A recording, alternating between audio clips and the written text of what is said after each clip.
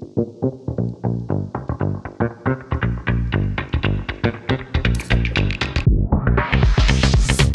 Sénat a fait un certain nombre d'études depuis quelques années, notamment sur les ingérences étrangères sur l'économie française.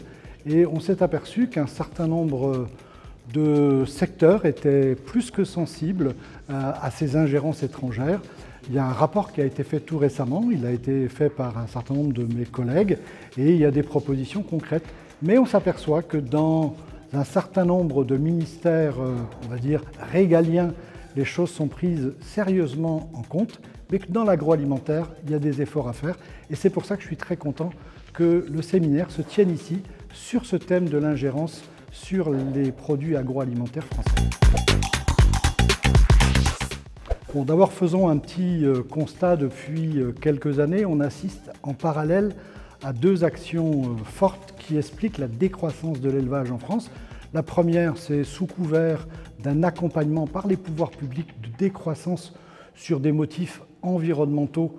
On accompagne depuis quelques années la décroissance de l'élevage, mais on s'aperçoit aussi qu'à coup d'agribashing organisé, orchestré par des associations dont je tairai pour l'instant le nom, eh bien, on s'aperçoit que ces associations, souvent financées par des intérêts étrangers, notamment des entreprises qui ont tout intérêt à voir la viande classique baisser en activité au profit de viande de synthèse. Et c'est là que ça devient grave et c'est là que nous, politiques, nous devons prendre en considération ce sujet parce qu'il va devenir complètement en contradiction avec une période où l'État voudrait porter d'intérêt général la souveraineté alimentaire.